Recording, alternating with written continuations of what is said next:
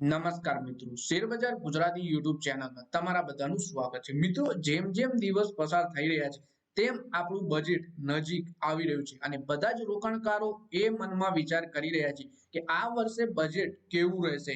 અને એક્સપર્ટ પણ જણાવી રહ્યા છે કે જો રેલવે સેક્ટર માટે અને રોકાણકારો એ પણ વિચારી રહ્યા છે કે કયા સેક્ટરને કેટલું બજેટ મળશે। એવામાં એક્સપર્ટે જણાવ્યું છે જો તમે બજેટની રાહ જોઈને બેઠા હોય તો એક જાહેરાત બજેટની થશે અને 9 રેલવે શેરોમાં ફાયદો થશે। એટલે કે રેલવે સેક્ટરને આ વર્ષે પણ સારી એવી ફાયદો થઈ શકે છે। એની સાથે સાથે બીજા સેક્ટરમાં પણ આપણને ફાયદો જોવા મળશે। તો પહેલા આપણે રેલવે શેર વિશે વાત કરીએ, પછી બીજા કયા સેક્ટરને ફાયદો થશે બજેટમાં એના વિશેની તમામ માહિતી ડિટેલમાં જોઈએ। આ વિડીયોને તમે પૂરેપૂરો જોજો, જેથી કરીને જો તમે પણ બજેટમાં સારી કમાણી કરવા માંગતા હો તો અત્યારથી જ સારા શેર ખરીદીને બજેટની રેલીમાં તગડો નફો કમાઈ શકો તમે। મિત્રો, વાત કરીએ રેલવે સંબંધિત કંપનીઓ માટે સારા દિવસો આવવાના છે। નાણાં મંત્રી નિર્મલા સીતારામન 2025 નું રેલવે માટે રેકોર્ડ એલોકેશન કરવા જઈ રહ્યા છે। સૂત્રો પ્રમાણે તેઓ 1 ફેબ્રુઆરીના રોજ રેલવે માટે 3 લાખ કરોડ રૂપિયાનું એલોટમેન્ટ કરી શકે છે। આ પહેલા ક્યારેય કેન્દ્ર સરકાર રેલવેનું આટલું એલોકેશન આપ્યું નથી। જાણકારી અનુસાર તેનાથી રેલવે સ્ટોક રોકેટ બની જશે। 23 જુલાઈ 2025 ના રોજ યુનિયન બજેટમાં રેલવે માટે મોટી જાહેરાત નથી થઈ થવાના કારણે રેલવે સ્ટોકમાં આપણને મોટો ઘટાડો જોવા મળ્યો હતો। એટલે કે 2025 નું જે બજેટ આવશે એમાં એક્સપર્ટ અનુસાર 3 લાખ કરોડ રૂપિયાનું એલોટમેન્ટ થઈ શકે છે રેલવે સેક્ટર માટે। અને આના કારણે રેલવે સેક્ટરના શેરોમાં આપણને ભયંકર તેજી જોવા મળશે। કેમ કે 2025 જુલાઈ 2023 જુલાઈમાં જે બજેટ આવ્યું એમાં રેલવે માટે કોઈ મોટી જાહેરાત નથી કરી અને જેથી કરીને શેરોમાં આપણને ભારે ઘટાડો જોવા મળ્યો હતો। આના વિશે આપણે વધારે માહિતી જોઈએ। FY 25 માં 2.25 લાખ કરોડ રૂપિયાની જાહેરાત કરી હતી। એટલે કે સરકારે FY 25 માં રેલવે માટે 2.52 લાખ કરોડ રૂપિયાનું એલોકેશન કર્યું હતું। તે એક વર્ષ પહેલાના રેલવે એલોકેશન થી માત્ર 5% જ વધારે હતું। આ વખતે એલોકેશન 20% સુધી વધવાની આશા છે।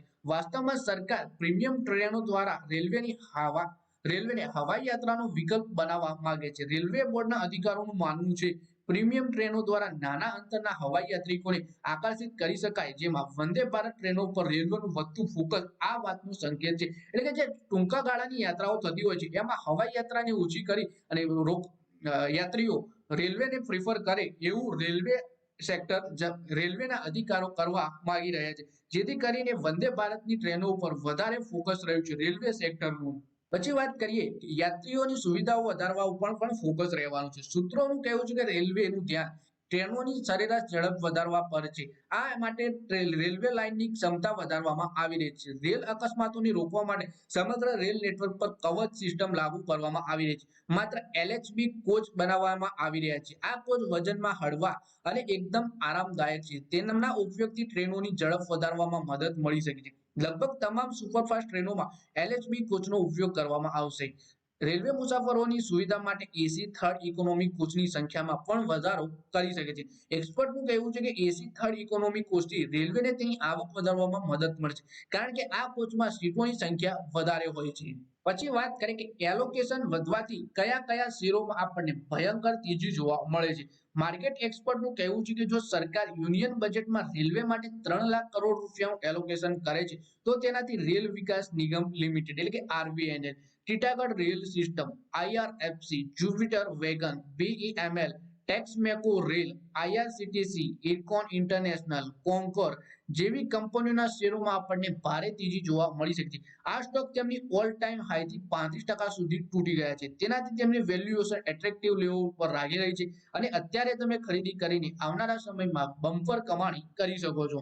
પછી વાત કરીએ કે 16 જાન્યુઆરીના રોજ રેલવે માટે એલોટમેન્ટની વધતી ખબરોથી રેલવે સ્ટોકોમાં જોરદાર તેજી પણ આવી હતી। રેલ વિકાસ નિગમ લિમિટેડના શેર 10.78% ઉછળી 412 રૂપિયા ઉપર પહોંચી ગયા। ગયા 6 મહિનામાં શેર 33% ઘટ્યા છે, જેનાથી તેની કિંમત એટ્રેક્ટિવ લેવલ પર આવી ગઈ છે। ટીટાગઢ રેલ સિસ્ટમનો સ્ટોક પણ 16 જાન્યુઆરીએ 4.26% વધ્યો। છેલ્લા 6 મહિનામાં શેર 38% તૂટ્યો છે। IRFC શેરમાં પણ 16 તારીખે 4% નો ઉછાળો જોવા મળ્યો। ગયા 6 મહિનામાં આ શેર 32% તૂટી ચૂક્યો છે। જુપિટર વેગન 16 તારીખે 13.52% ની તેજી આવી, જ્યારે 6 મહિનામાં શેરમાં 27% નો ઘટાડો આવ્યો છે।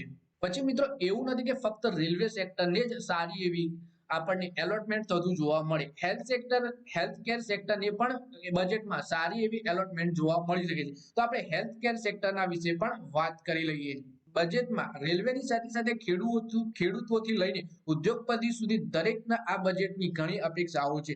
ત્યારે એવું કહેવામાં આવી રહ્યું છે કે નાણામંત્રી સીતારામન યુનિયન બજેટ 2025માં સ્વાસ્થ્ય એટલે કે હેલ્થ માટે 10% બજેટ વધારી શકે છે. જે ગયા વર્ષે કેન્દ્રીય બજેટમાં તેમણે હેલ્થ પર 90,958 કરોડ રૂપિયા ફાળવ્યા. એટલે કે હેલ્થ કેર સેક્ટરમાં પણ 10% સુધી બજેટમાં વધારો થઈ શકે છે. જેનાથી કયા શેરોને તેજી આવી શકે છે એ આપણે જોઈએ. જો આ વખતે આમાં 10% વધારો કરશે સરકાર તો 1,00,000 કરોડ રૂપિયાને વટાવી જશે. આનાથી હેલ્થકેર કંપનીઓના શેરોમાં તેજી આવી શકે છે. છેલ્લા કેટલાક વર્ષોમાં સરકારી આરોગ્ય ફાળવણીમાં સુસ્તી જોવા મળી છે. જોકે હવે સરકાર આયુષ્યમાન ભારત જેવી હેલ્થ ઇન્સ્યોરન્સ સ્કીમ પર પણ ફોકસ વધાર્યું છે. નાણાકીય વર્ષ 2019 થી 20 અને નાણાકીય વર્ષ 2024 થી 25 વચ્ચે હેલ્થ પર સરકારની ફાળવણી 7%ના દરેથી વધી છે. આ પહેલા 2014-15 19-20 ની વચ્ચે સરકારની ફાળવણી 15%ના દરે રહી હતી. આ દરમિયાન હેલ્થ માટે 30,000 કરોડ રૂપિયાથી વધી 62,000 કરોડ રૂપિયાની ફાળવણી થઈ હતી. ત્યારે હેલ્થ પર સરકારનો ખર્ચ જીડીપીના માત્ર 0.3% છે. કોરોના મહામારી દરમિયાન આમાં વધારો થયો હતો ત્યારે જીડીપીના 0.41% સુધી પહોંચી ગયો હતો. જે બાદ તેમાં પાછો ઘટાડો થયો હતો. પછી એક્સપર્ટનું કહેવું છે કે ભારતમાં હેલ્થકેર પર સરકારનો ખર્ચ ઘણો ઓછો છે. ખાસ કરીને જ્યારે વિકસિત દેશોની સરખામણી કરવામાં આવે તો તે ઘણો જ ઓછો છે. અમેરિકા પાસે 2023માં સરકારનો આરોગ્ય હેલ્થ પર 4.9 લાખ કરોડ રૂપિયા ડોલરનો ખર્ચ હતો. આ અમેરિકાના જીડીપીના 17.6% હતો. હેલ્થકેરનો ઉદ્યોગ ના પ્રતિનિધિઓનું કહેવું છે કે સરકારે સ્વાસ્થ્ય પર ફાળવણી વધારવાની જરૂર છે. સરકારી હોસ્પિટલોમાં આરોગ્ય સુવિધાઓની સુધારવાની જરૂર છે. ખાનગી હોસ્પિટલોમાં સારવારનો ખર્ચ ઘણો જ વધારે છે. આર્થિક રીતે નબળા વર્ગના લોકો ખાનગી હોસ્પિટલમાં સારવાર લેવી તેવું પણ પોસાય નથી. પછી વાત કરીએ કે હવે હેલ્થ કેરમાં જો બજેટમાં વધારો થાય તો કયા શેરોમાં તેજી આવે.